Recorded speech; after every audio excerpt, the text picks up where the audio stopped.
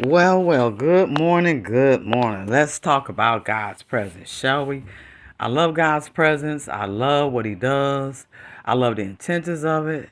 I love how He shares it with us in so many different ways.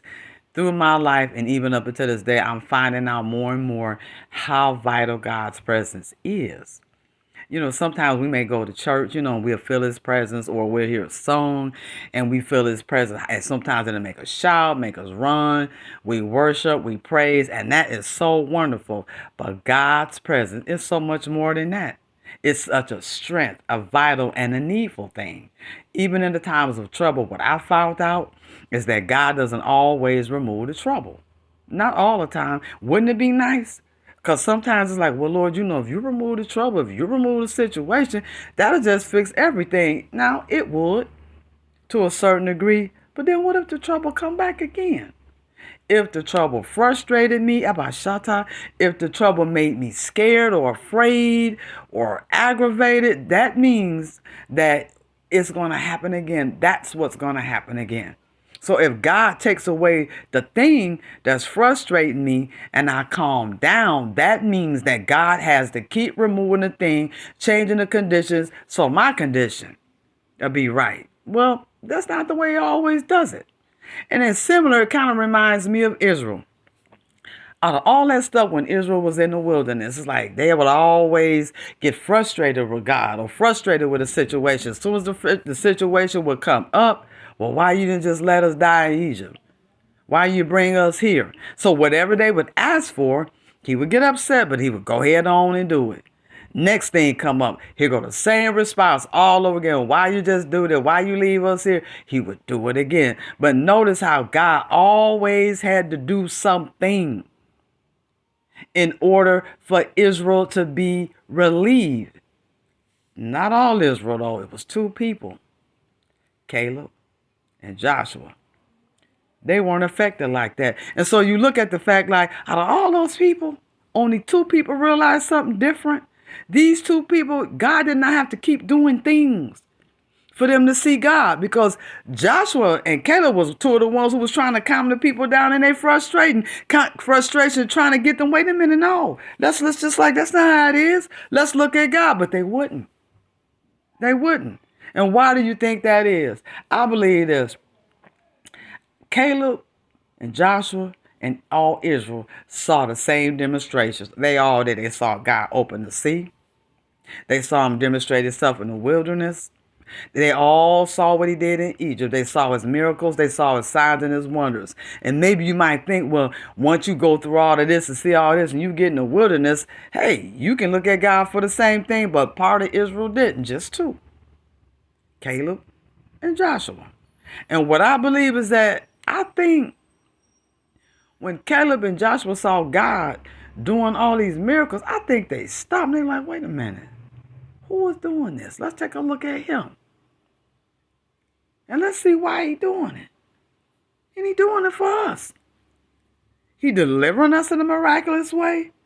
He getting us out in a miraculous way. He is protecting us. He is defending us. He is loving us. This is the God that's doing these miracles for us. They saw the God of the miracles. So maybe to them it's like, wait a minute.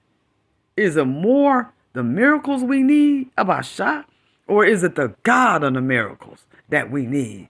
And maybe Caleb and Joshua figured out, no, we need the God of the miracles. So whenever someone would come up in the wilderness, first thing they saw was, oh, we know the God of miracles. We see the God of the miracles. We're familiar with the God of the miracles. We're going to seek the God of the miracles. Israel? No.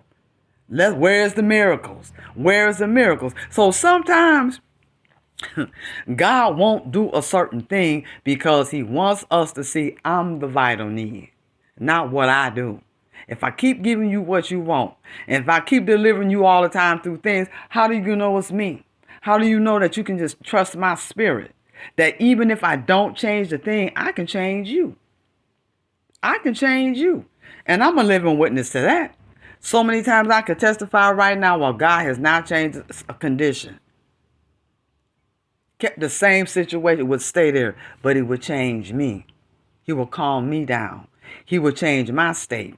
He will bring my state into a state of peace. I remember one time, and this was years ago, and it was something frustrating me. It was scaring me. I'm talking about I'm terrified. I'm just going crazy. I'm in the kitchen walking back and forth, pacing. So I put on this song.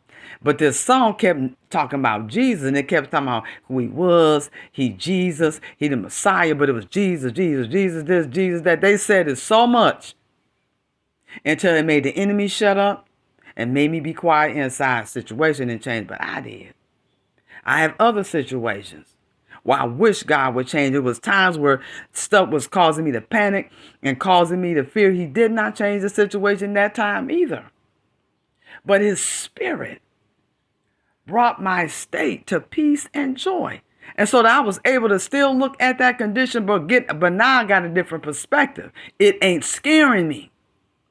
So I just would encourage you, like as you seek the Lord, as you study, make sure you pay real close attention to the scriptures.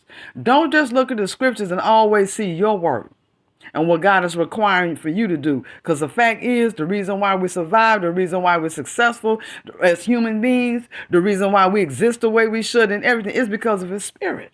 It is his spirit. It is his spirit. If we're in depression or we having mental problems, what is money gonna do?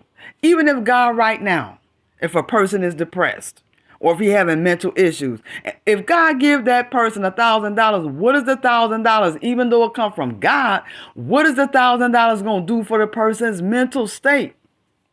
Now that $1,000 may answer a physical thing, but it's not going to answer his mental state. If his spirit is in trouble and if his spirit is overwhelmed, what is that going to do? Nothing.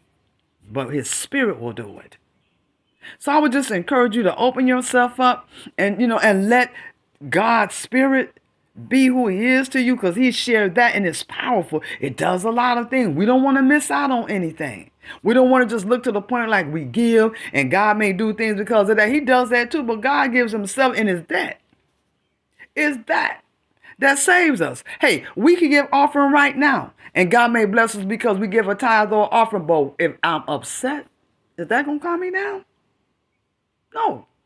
Like I said, if I'm depressed, and God may reward me for giving, but is that going to help me inside? No, it ain't. So what is it? That's really the vital need.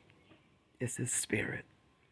So I encourage you to open yourself, and as you read the word, don't just look to see your works. Start asking God to show you his, so you can have the full experience of who he is. So go ahead and have a great day today.